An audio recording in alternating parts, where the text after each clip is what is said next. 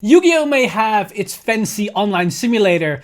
At the very least, the company that's running the card game actually listens to us, the players. Jokes aside, I still going to need that online simulator, Bushra, so if we could get something about that, that would be great.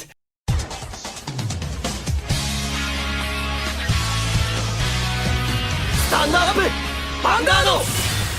Hey Cardfighters, welcome back to this read-along that we're doing sometimes each year, depending on how many times we're going to see these producer letters being dropped every single year. Because today we saw the drop of producer letters volume number 3, and we already tackled number 1 and number 2 previously on the channel, so I thought why not tackle number 3 as well, because once again Kitamori gives us more insight of what's happening behind the scenes, but in this particular instance of the producer letter, there is a particular focus on the premium format. So if anybody that's very into premium, this is going to be an exciting one, but we also got some more details just for a regular normal overdress standard as well as for V premium. So with that said, let's just jump straight into this producer letter and read along and see what Kitamori has to bring to us this time and what type of new information this producer letter has to offer. So this letter begins with, "Hello to all Vanguard fans around the world, this is Kitamori, the Vanguard project's general producer. The second booster of the new nation fight format, A Brush with the Legends, has been released in many countries and regions, and the first product featuring the Six Nation Lyrical Monasterio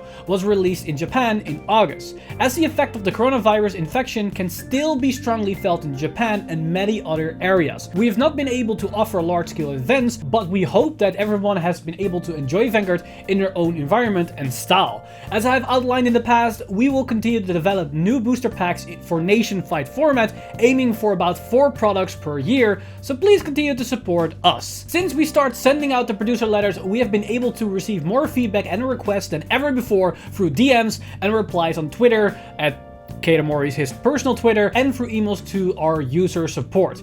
And this is not only from fighters, but also from card stores, playgroups and clubs and sales partners around the world. As always, we appreciate all of your comments and we read all of them and use them as reference for development and management of the game. I'm sorry that I've not been able to reply to each of you individually, but I would like to thank you all once again. Thank you very much. Now, Kitamori, I want to say thank you for at least doing this and doing all the things you've been doing for the last couple of months. Now this continues onwards with, we also use the results of various tournaments, marketing surveys and questionnaires to make various decisions. We have been running more questionnaires than in the past, all of which has been very successful thanks to the help of the community. In this issue of the producer letters, I will focus on 2 topics that have been the subject of many inquiries and opinions from both within Japan and overseas. Our future policy on maintaining the Cardfight format and adjustments, I swear to God, I hate this word, and adjustments for the premium format. The TCG strategy presentation will be held on Tuesday, September the 14th, Japan time, and will provide the latest information on the new card game products, the new season of the Overdress anime, and the new chapter of the Zero application, aka the mobile game. So please look forward to that as well. We are also planning on presentation for the English edition in October. So effectively, this is the standard opening segment for any of these producer letters where he just talks about what's happening and what he's thankful for and what he's basically what they've been doing behind the scenes. But we see that this particular producer letter is going to focus on 2 specific subjects.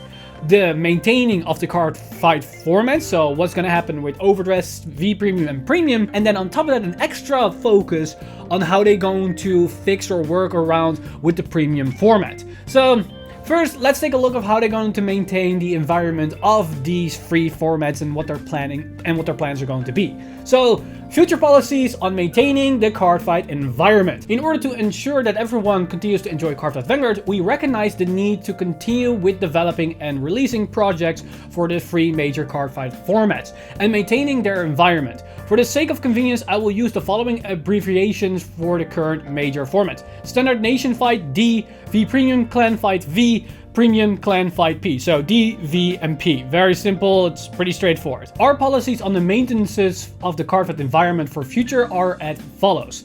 Environment maintenance policies.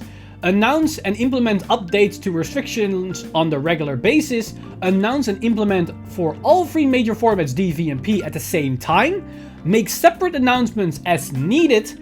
Announce and implement for both English and Japan's edition in tandem. So effectively, this basically goes around with what I assume they're talking about ban list and restriction list, because that's what maintenance policies is to me. And it basically tells here that they want to do it on a regular basis, all formats at the same time. So there's not going to be, oh, we only going to talk about D here and only about V and only about P.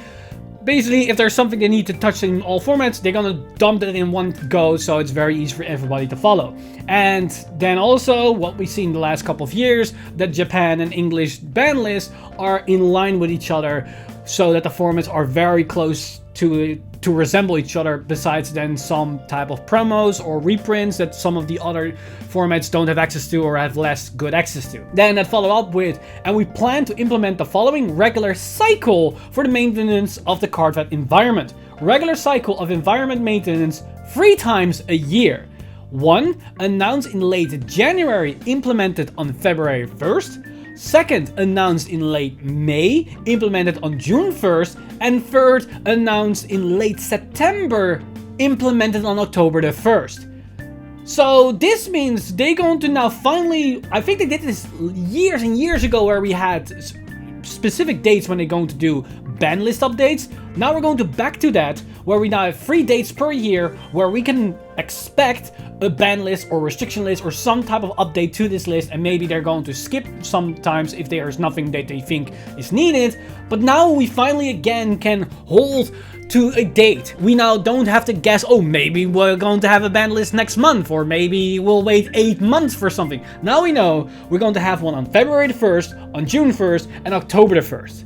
That's really good because it gives players security of when they think, oh, I can buy into this set, I can invest in this reprint collection because I know it's going to be at least a couple of months before the next ban list. This is great. This gives securities to all players, and this I wanted this to be back. Like, don't get me wrong, the increase of ban lists that we had a couple of years ago when they suddenly did that, it's nice that we have these emergency ban lists if things are going to sour, but it's probably more healthier that we can rely on, okay, we can at least expect that we're going to have it on these dates, so the market, the secondary market, can be a bit more stable. But then it follows, in line with the above policies, we will make an announcement of the regular update to the fighters rules in late September 2021, as part of the maintenance of the 3 major formats DVMP. So that already tells us that because it's now the beginning of September, we're going to enter the 3rd announcement of the year, because October the 1st is right around the corner. So we're going to have a ban list starting next month. So what that's going to be is going to be very interesting. But they also give us a little bit of insight so we know what we can expect, because we see this table where we're going to see that for 2022, yearly launch schedule as of September 2021. For Nation Fight Standard D, we can see 5 Great Nation boosters 4 times a year, which we were expecting, and Lyrical Monasterio booster 1 type of year. So now this confirms that Lyrical Monasterio is going to be a separate thing, and it will not be into the actual 5 Great Nation booster sets. So basically what they're aiming for is every single year, probably every quarter year, we're going to have a main booster set. And then probably somewhere in the summer, I assume, we're going to have our Lyrical Monasterio booster set. Similar to what was happening with Bermuda Triangle back in G. Basically, that's what's going to happen. Now, depending on what your stance is, for the 5 Great Nations, having 4 boosters a year, this is awesome. This is something I wanted because it gives more breathing room, and the sets can be a bigger, can also be more staples in the set, and the sets can also be have more longevity to them. And it reminds me of what's happening with Pokemon for the longest of times, where they also had 3 to 4 sets every single year. Now, the Lyrical Monasterio can be a bit of a bummer for players that play Lyrical Monasterio, but to be fair, if the sets are going to be very similar to what the first Lyrical Monasterio booster set was, I don't think they're going to have to complain all too much, because there's a lot in that single set, and there's a lot to explore, and you can build so many different decks, and the decks in so many different ways. You should be able to at least get multiple months worth of playability out that single set. And with how the power level is increasing, or I should say increasing in D right now, it doesn't really look to be like that the set is going to be power creeped anytime soon. The new cards for set 3 look very in line with what's happening in set 2, even in set 1, and Lyrical Monastery is on par with those. So honestly, I think this is going to be good if they're going to keep at this interval power level and they keep it at this range. Then it's going to be all good if they can keep that up. Now for the play environment of D, we are keeping an eye on some deck trends, but it is within our expectations. Its environment is being watched closely as it has the most frequent product launches. Now this makes a lot of sense because most server support and the products are focused and aimed for D. So they're going to put most of their attention to this. Now for Clanfight V, for V Premium, 24 Clans expansion products twice a year. Now I know this is a heavily debated thing because you can interpret this in two different ways. You can say, oh, this is 2 products in the entire year and it's seen as V Clan Collection 1 is a product and V Clan Collection 2 is a product. That's 2 products. So that means we're not going to see anything until next summer or somewhere in 2022. That's a possibility. But it can also be that they see V Clan Collection Volume 2 and Volume 1 as 1 total product. That's also a possibility, and that we might see something in January again where we had clan selection in the first place. It's too early to assume this. I don't know how Bushiroad sees these products and how they are categorizing them. It can go either way. Probably we will learn more once we see the new product announcement later this month, and otherwise we will learn fast enough once next year rolls around and we do or see or don't see the next V Clan collection or selection in early 2022. So we just have to wait and see what this actually means. Now as for the play environment, we are keeping an eye on some deck trends, but it's within our expectations. So similar to D, they don't really think that something needs to be hit right now, but there might be something on the horizon if things going to be a little bit too, let's say, spicy. Now as for Clanfight Premium, 24 Clans expansion products once a year. Now this is a surprise because this means we're only going to get 1 product a year. So that means either we're going to get a premium collection with strides or G-guards, hopefully, or just a revival selection set with just reprints. I mean, I think it's fine because all the products in Overdress and the V Clan selection as well are also premium products. But I think a lot of premium players do like to see at least once a year new cards to play with, new strides, Z-guards, maybe special crits or triggers or whatnot that they can try to incorporate in their premium products or in their premium decks. So I'm kind of alright with this, but at the same time, if we get too many reprints, this can be a little bit ugly, as there also states underneath it, depending on the circumstances, may focus on reprints. So either it's going to be the entire product is going to be a reprint set like we saw with Revival Selection this year, or they might go a 50-50 range or a 70-30, 30-70, 80-20, 20-80 split. We have to wait and see how they're going to do that from moving forward. And as for the play environment, we have noticed a number of major issues.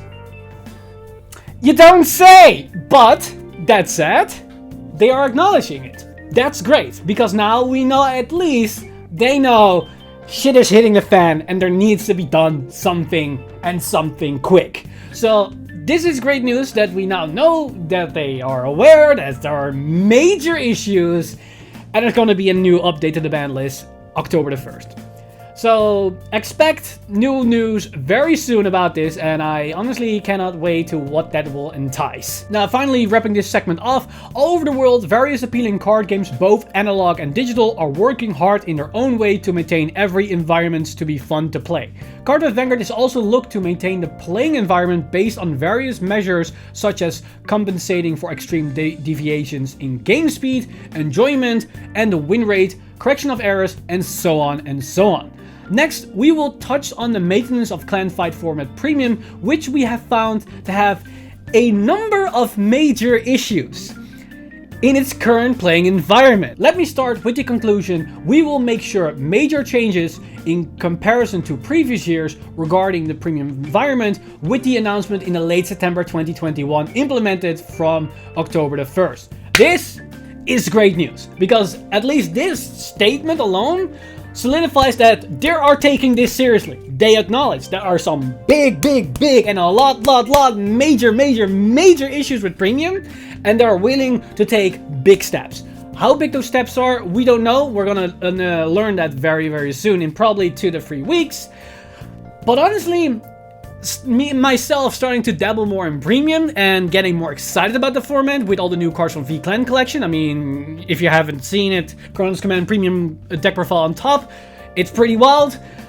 I am honestly very excited for this because I hope premium is going to be more healthier and more fun to play, because definitely if that's the case, I am willing to put more time and dedication also with my channel into that format. Right now, I'm not too excited about the format, so I don't want to make too many content about it, because I don't want to make content about something that I'm not excited about.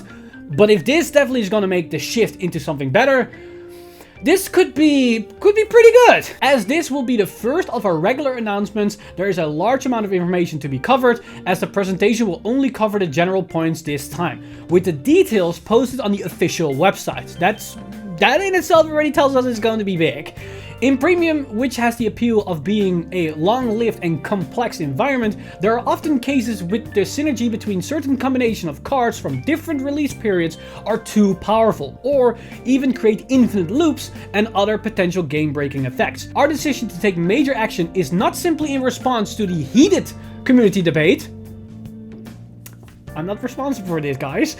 But because the issues have been clearly identified from various data, of course, we will continue to keep a close eye on how these changes affect the environment, and we will consider additional restrictions and balances as necessary.